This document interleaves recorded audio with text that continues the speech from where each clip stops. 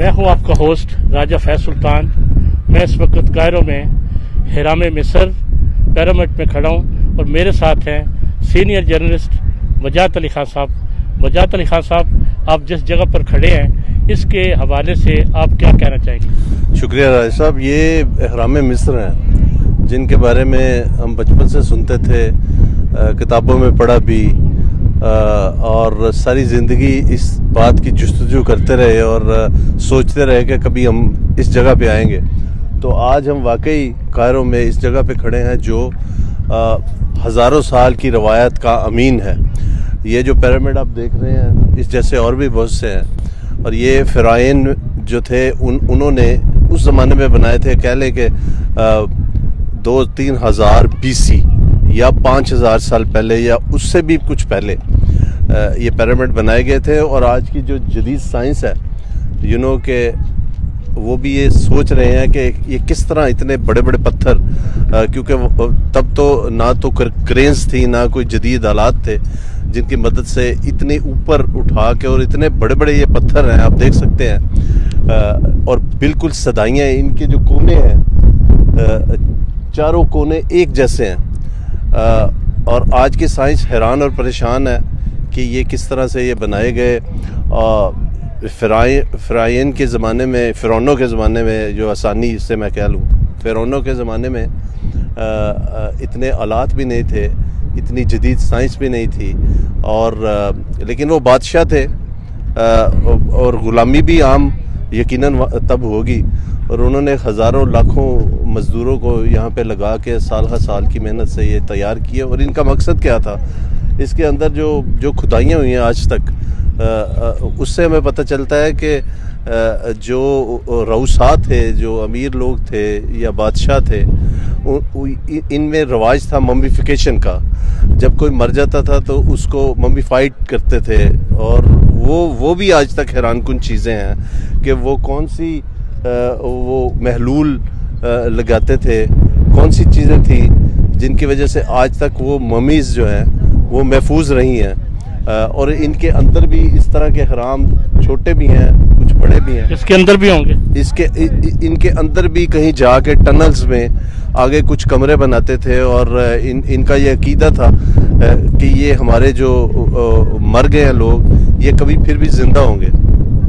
इसलिए उनके साथ वो ज़ादे राह रखते थे, जिनमें कुछ बर्तन भी होते थे, सोने के जेवरात भी होते थे, और मरने वाले की ज़िंदगी में जो उसकी ख्वाहिशात होती थी या वो चीज़ों को पसंद करता था, और वो भी यहाँ पे रखे जाते थे।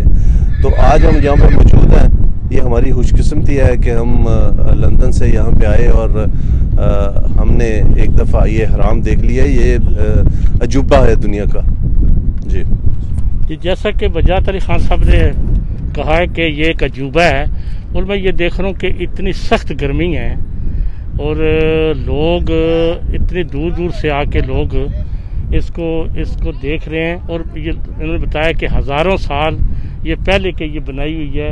एक पहाड़ी की तरह लगता है, जैसे किसी ने पहाड़ी तराश करके इसको बनाया गया है, मगर कितनी उन्होंने मेहनत की होगी उस वक़्त, और आज दुनिया दूर दूर से उसको देखने आती है। लेकिन राजा साहब, एक मैं ऐड कर दूं इसमें, हमें जब हम यहाँ पे मिस्र में नहीं आए थे तो हम यही समझते थे कि जिस तरह के हम यूरोप में रहते हैं, यहाँ के हालात भी तकरीबन उसी तरह के होंगे। लेकिन हमें यहाँ पे आके कुछ खुशगवार हैरत भी हुई और कुछ अफसोस भी हुआ कि ये जो वर्ल्ड हेरिटेज है, इसके इर्द गिर्द बहुत सी आबादियाँ जो है, इंसानी आबादियाँ बहुत करीब तक आ चुकी हैं।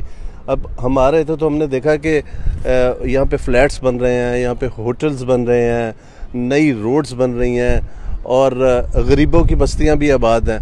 और इस पूरे शहर में अगर आप देखें तो एक थर्ड वर्ल्ड कंट्री का ये मंजर पेश करता है, जो यकीनन क्योंकि ये इनकी बड़ी रिच हिस्ट्री है मिस्रियों की, तो इसके बावजूद इन्होंने मॉडर्न वर्ल्ड से कोई इतना सबक नहीं सीखा। इनके रोड्स भी वैसे हैं, इनकी ट्रैफिक वैसी है, इनके लोग जो यहाँ पे आसपास आपको नज़र आ रहे हैं, ये जिसको पाकिस्तान में टांगे कहते हैं, ये चैरट्स जो है आपको नज़र आ रहे हैं, ये लोग जब हम एंटर हुए हैं तो तब उस वक़्त से अभी तक یہ ایک طرح سے آپ کو لوٹنے کی کوشش کرتے ہیں. اگر 1 پاؤنڈ کی چیز ہے تو وہ اس کو 15 پاؤنڈ کی بتا کے تو وہ آپ کو بیچتے ہیں, اور باقاعدہ آپ کو آپ کی جیبوں میں ہاتھ ڈالنے تک یہ جاتے ہیں. تو مصری حکومت کو یہ چاہیے کہ اس طرح کی چیزیں, یہ دنیا بھر سے لوگ اس کو دیکھنے آتے ہیں, تو یہاں پہ کنٹرول ہونا چاہیے. اور مجھے لگتا ہے کہ یہاں پہ کوئی کنٹرول نہیں ہے. جس طرح سے یہ لوگ جو ہیں آگے پیچھے گھومتے ہیں اور زبردستی آپ کو چیزیں بیچنے کی کوشش کرتے ہیں, اور وہ اس پہ بھی کوئی ایسی نہیں ہے, کوئی چیک نہیں ہے کہ کتنے کی بیچ رہے ہیں. تو یہ چیزیں بدبو بھی اتنی ہے, گندگی اتنی ہے, کوئی کنٹرول نہیں ہے. تو میرے خیال میں یہ ایجپشن گورنمنٹ کو اس پہ سے سوچنا چاہیے. تھینک یو جناب.